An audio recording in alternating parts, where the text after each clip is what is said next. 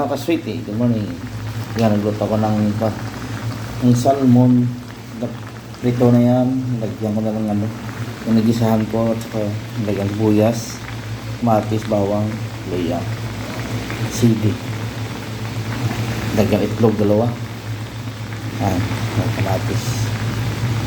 Tawag sa amin ito parang kabilyo. Kaya lang walang ano eh, ng maliliit nga ito yung mga beans. Sarap na yun. Beans nga ito. Style lang. Lagyan ko pa nga nila pulyo para ayos. Kunti lang. Alam na yung kunting. Yan na yan. Prito na yan ang isda na prito na yan. Lagyan ko na pulyo. Nakasunod.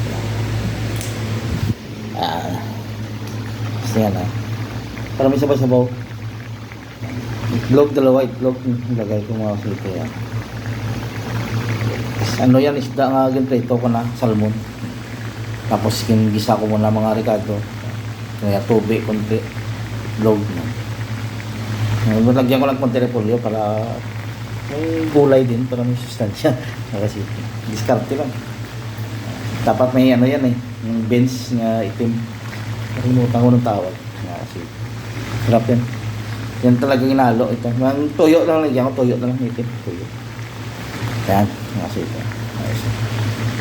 Takpan tayo muna, takpan. Ayan. Mga kasiti, tingnan natin kung luto na. Oh, ayos na. Mga kasiti, oh. Ayos na. Ayan.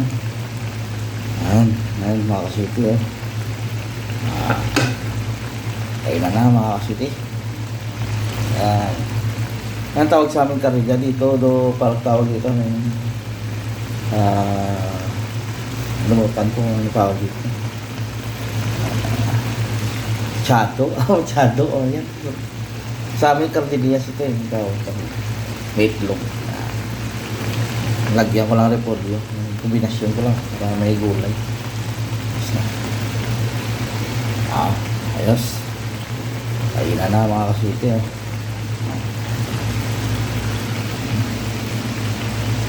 Okay, mga kasiti, kain tayo. Kain ko na. Yes. Mga kasiti.